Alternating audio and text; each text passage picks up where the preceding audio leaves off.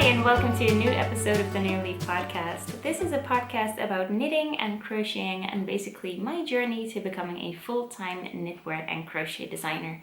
My name is Carmen, also known as newleafdesigns.nl on Instagram. I have a website called newleafdesigns.nl. I am also on Etsy by the same name. You can find me on Ravelry as Caramelletje, and you can find the group on Ravelry under New Leaf Podcast. Thank you so much for joining me today, and Happy New Year, as this is the first episode of the new year. My last episode was around Christmas time, when I was frantically finishing all those gift knit socks for Christmas. And I'm happy to report that I did finish them all, and the recipients were overjoyed with them, and that fills me with so much happiness. I can't even tell you. I saw a couple of them a few days ago, and one of the recipients said, "Oh, I have been wearing your socks every day." And it's just really nice and satisfying when that happens. So yay for knitworthy people. Yes, so a new year, and I'm so excited by 2018. A lot has happened in the last year. A lot of things I'm super grateful for, and I've written a whole blog post about that, about becoming a business owner instead of just a blogger. So if you're interested in reading a little bit more about that, be sure to visit my blog. As I said, newleafdesigns.nl. I'm so excited for the new year. I have major things planned. I'm not gonna go ahead of myself, so I'll just mention some small things at the end of the episode. Right now, I'm gonna show you what I've been working on. And I think I mentioned briefly in the last episode that when I would finish the gift knitting, I would treat myself with a particular new cast on. And that cast on would be with this Mad Hatter self-striping yarn by Het Wolbeest, which is a Dutch indie dyer. She had a set of self-striping yarn and a complementing mini. And I have finished almost my first sock. It's only missing a heel. Here it is. This sock was kind of an experiment. You can see I increased around this part. I experimented with a different stitch count, as I used 56 stitches in the round here, because usually I use 60 stitches for me, and it is almost always too big. My socks fit fine, the one with 60 stitches, but I like a more snug fit. So I opted for 56 stitches, and I don't know, I think I kind of freaked out about having too few stitches around the leg, because I'm also doing an Afterthought heel, and without having the heel in place you can't really see if the fit is good around the leg. So I just thought, okay, I'll use my regular stitch count for the leg. I'm gonna put in the Afterthought heel here, this little fancy marker. No, it's nothing fancy, it's a bread clip. This is a fancy marker though. It's a cute little progress keeper / stitch marker. It's a little glass bauble filled with stars, and I got it at Undercover Otter, which is also a Dutch indie dyer. And it's so cute, all the little mini stars. I love knitting with this yarn, and I'm sure you can see why the stripes are amazing, and it's just so addicting. And then I did another experiment with a color work ribbing? Cuff, that's the word. With a color work cuff. I saw this idea on Instagram.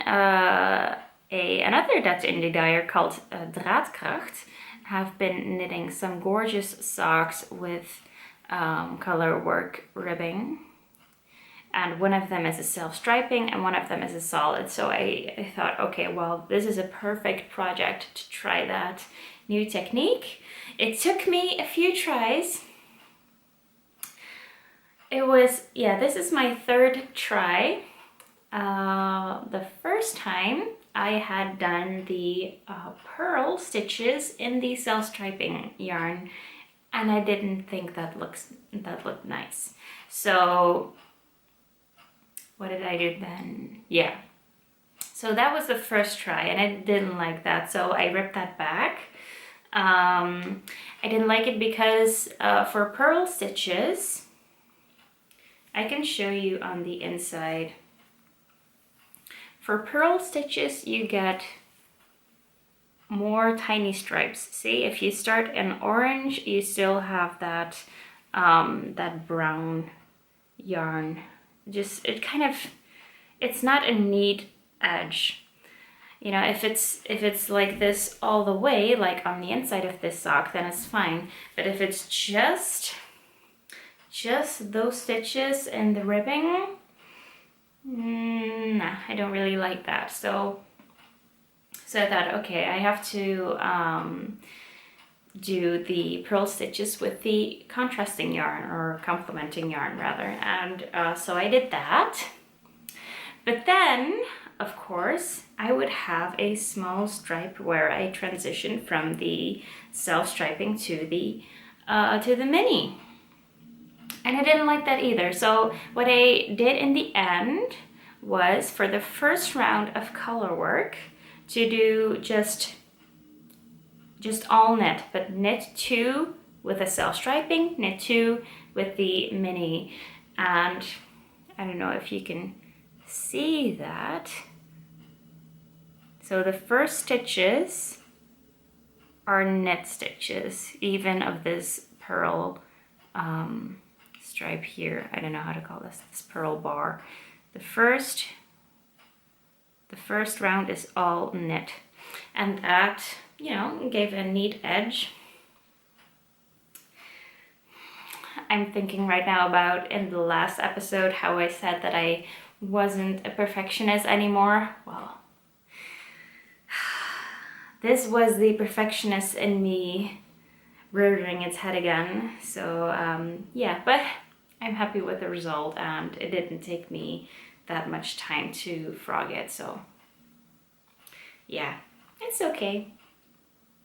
I really like it. So now I have to put in the heel and start the second one.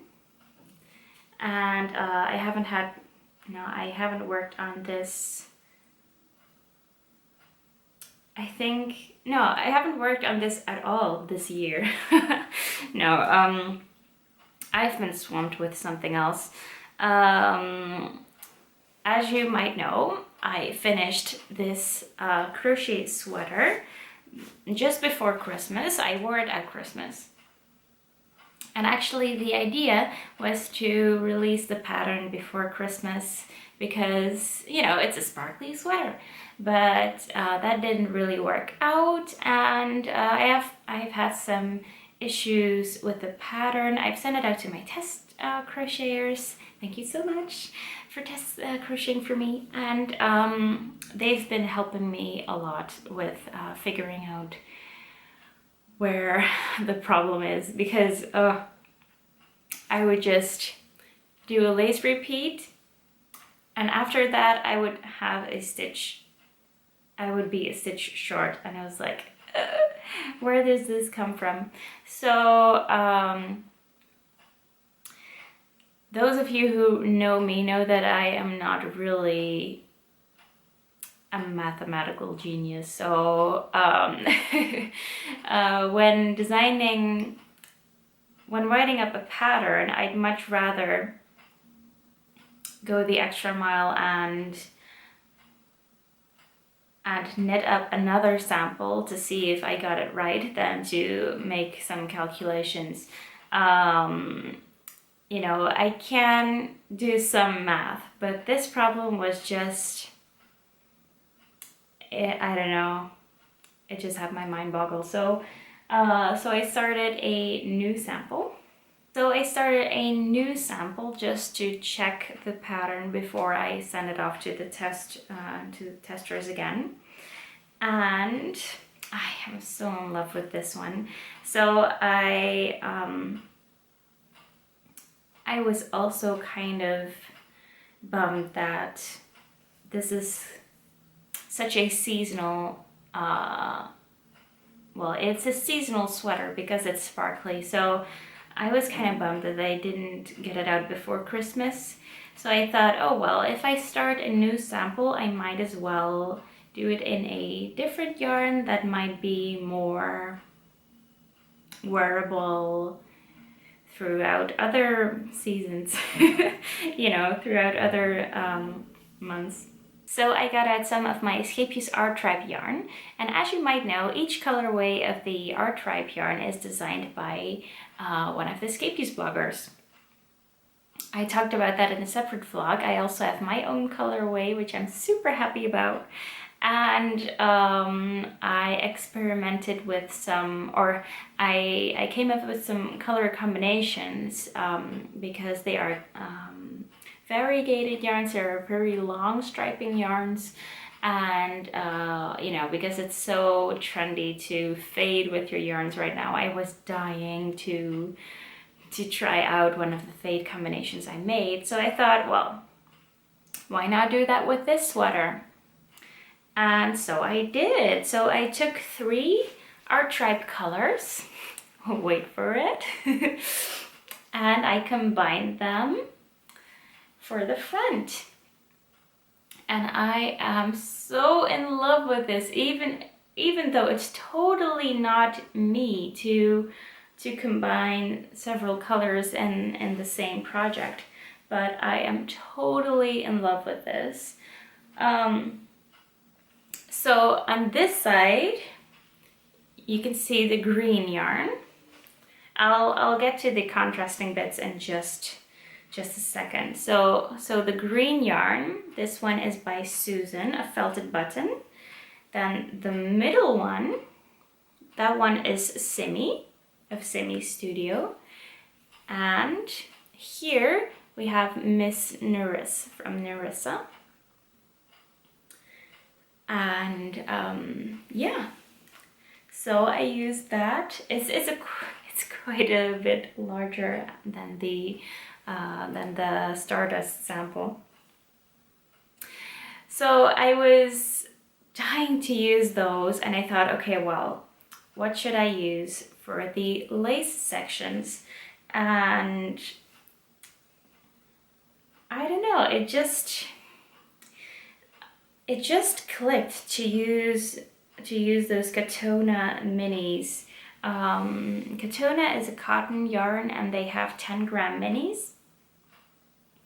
And I started playing with them, and I figured, okay, I think if my maths are correctly, or maybe I just thought, okay, I'll wing it. I'll use a 10-gram for 1 stripe on the front and 1 stripe on the back, so it's identical. And then, as there are 11 lace sections, just use 11 colors, and I love it so much how well they match with the art tribe yarn. And I had so much fun picking out these colors because for the Katona there are 109 colors, and I have them all here. So it was so much fun picking out those colors, and because there are so many, I could really pick a color that suited the main yarn perfectly. So yeah, oh, I'm so in love with this. And another thing, because I'm using a marker to kind of mark where the decrease happens for the neckline, and see how that matches with the rest of the yarns here. Oh, it's just, it's making me happy. So this is what I have been crocheting since last week. Yeah. Oh, I'm so happy. I wonder if it's gonna be too wide, since it is really wide. Let's see if I can, it's really wide. See, because the original only comes up to there. So it's about this bit wider on both sides. So yeah, who knows how that's gonna look like. It's because the contrasting yarn I use, it's much thicker than the lace weight here. But these colors are also available in this lace weight, so you know, it's possible to use those, but then those have way more meterage, many more meters on them, so you would have a lot yarn left over.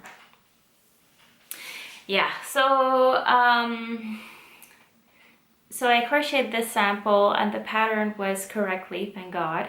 I sent it out to my testers again, and they are completing the sweater as we speak. So I'm thinking to publish that sweater in a few weeks.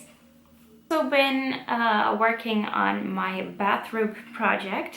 As some of you might recall, I wasn't planning on sharing it on the podcast, but I think it's been such a while, I need to share it again. It's a huge blob though. Yeah.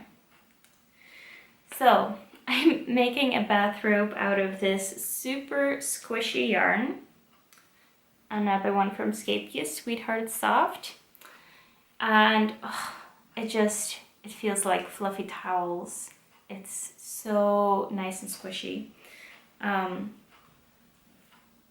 Yeah, so I thought, because I've always wanted to design a sweater or a cardigan, and I thought, oh well, I might just start with something that is acceptable to just be one size. So I took a bathrobe, as the thought of creating multiple sizes is kind of daunting for me. So I thought, oh well, I'll just do a bathrobe.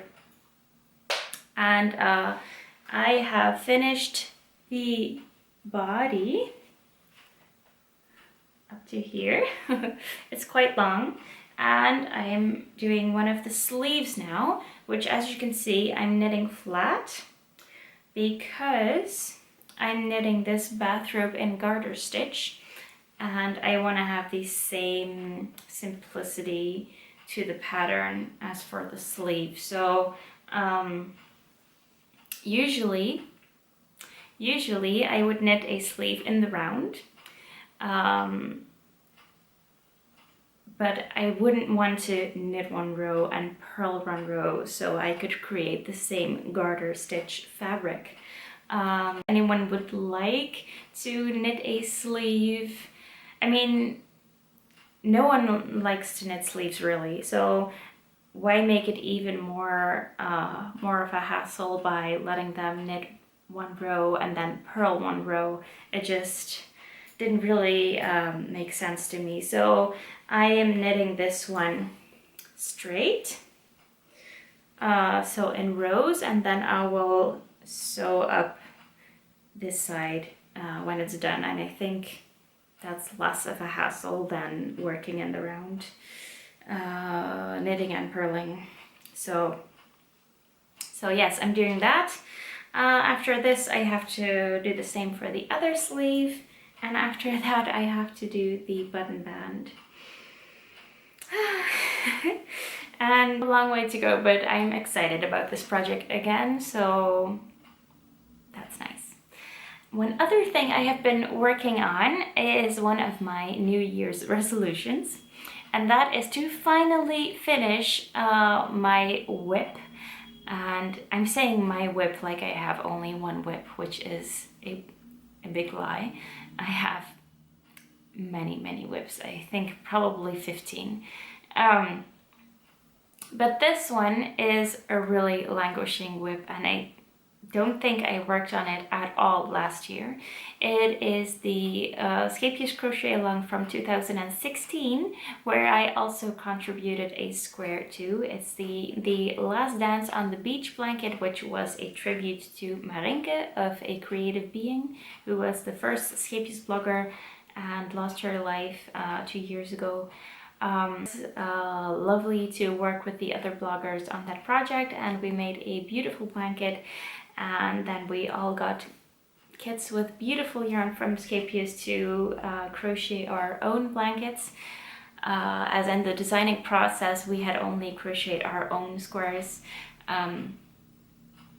So yeah, and I keep looking at the floor. I'm sorry, you don't know yet, but I have the blanket laid out here on the floor.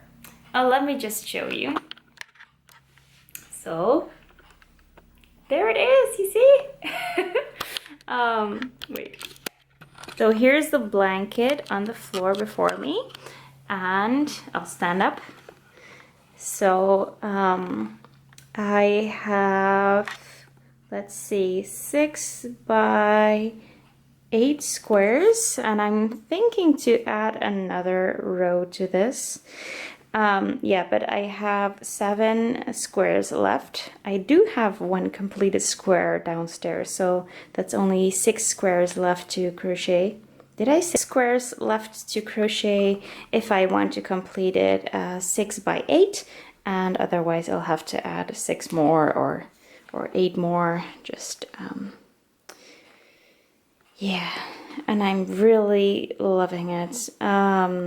Yeah, I'm loving this so much. So I'm hoping to finish that blanket soon. Yeah, I mean, even after I crochet all the squares, I still have to crochet them all together. But yeah, I will finish this blanket this year. And you guys have to hold me accountable. Yes.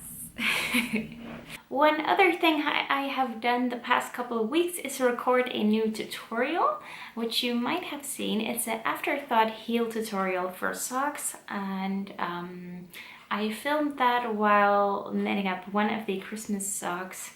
It's a lovely pair with Arne and Carlos Regia yarn.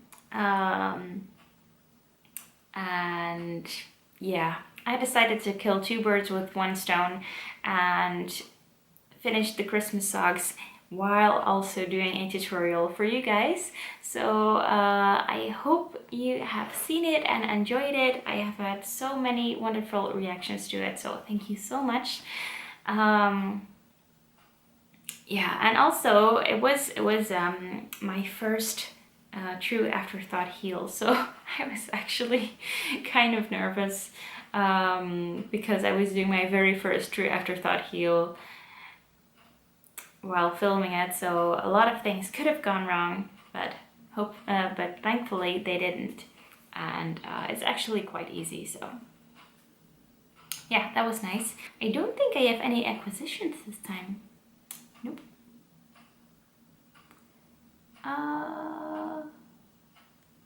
I do. The only acquisition to my creative stash the last couple of weeks has been this cute yarn bag, or project bag I should say.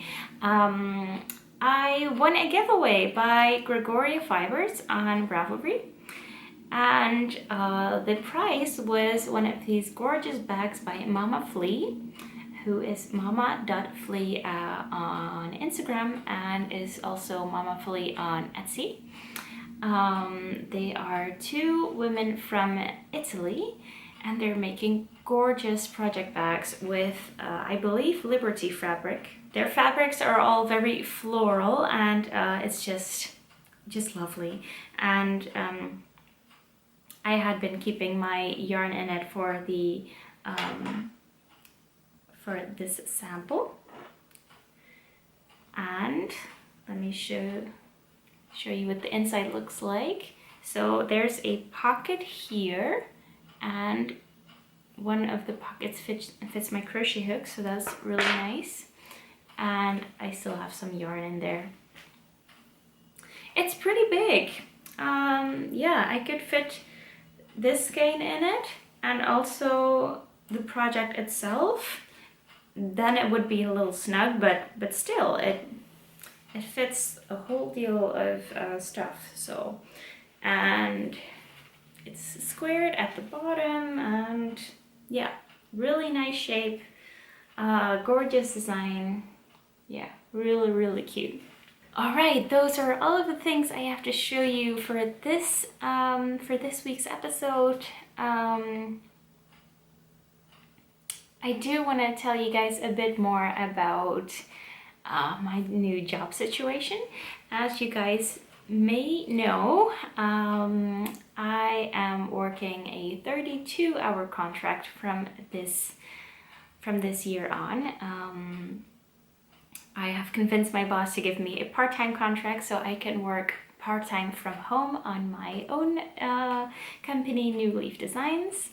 So from last week I have every Thursday off, and it's been amazing. Today's also Thursday, so I'm working from home. I've written a blog post today. I am going to be brainstorming with someone about my plans for this year, which is great. I am able to work on my designs. It's just so great. I am loving it, and it even gives me more energy to show up on my day job afterwards. So yeah, it's a win-win. It's one of the best decisions I have made the past year to work part-time at my then full-time job, and I'm so glad they agreed, because they weren't so happy about it, because otherwise I would have to look for a different part-time job. And you know, when you start a job, even if it's part-time, you still have to invest a lot more time in it, because it's new and because you need to learn things probably, and you know, it's just a new routine you have to get into even if it's the same hours. So I'm really grateful I got to do the part-time job at my current job, and it's just been really great, and I can only see my business growing from here. Hopefully by the next time I need more time, I will be able to just fully quit with my day job, but that will probably be another 2 years. But yeah, I'm very much looking forward to the rest of this year, and I can't wait to see what 2018 has in stock for me. I'll leave you with some recommendations. I have been listening to some creative business podcasts this week, and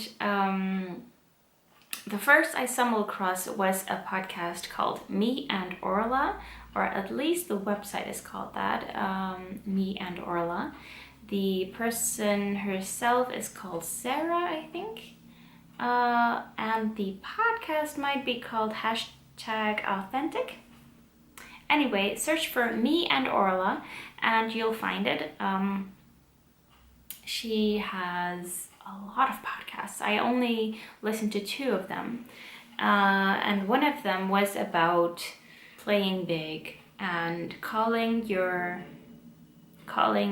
business what it is, or calling your profession what it is. For example, when I find it really difficult to explain what I do to my colleagues, because, you know, now I have a part-time contract. They're asking, so, you know, most of them think I'm pregnant, which I'm not. Yeah, most of them don't really understand why I'm working part-time. They think I'm just, you know, having a day off. Oh, nice, chill, they say. Oh, so nice and relaxing. Well, although this is a relatively relaxing day for me, as I love this job, I wouldn't call it a day off. yeah, so I also find it really difficult to explain to my colleagues what I do. I usually start with, well, you know that I knit and crochet, right? And that automatically downplays, you know, their perception of what I actually do, because I am starting it from, you know, oh, you know, I have this hobby, right? Yeah, I should be saying like, oh, I am a designer, and that was what the podcast was about. You don't say, oh, you know, I make photographs. No, you say, I'm a photographer. You don't say, oh, well, yeah, I cook a little bit. No, you're a chef, you know. Just some random examples. Yeah, so those were really inspiring podcasts. So if you are thinking of running a creative business, or if you are running a creative business, be sure to check her podcast out. Another podcast that I'm going to check out, I haven't listened to it yet, is by Tara Swiger. I hope I'm pronouncing it right. I will put it in the screen. Tara Swiger's podcast was recommended to me by one of my podcast viewers, so thank you. And she is also recommended by Sarah from Me and Orla, so I think, oh, I really have to check out this person. Yeah, but I am determined to listen to more of their podcasts because they have some great ideas, and it's just inspiring to hear women talk about their businesses, and yeah, it's just inspiring and energizing. I just thought to leave that recommendation with you guys. So that's everything from me for this time. Thank you so much for watching, and I hope to see you again next time. Bye!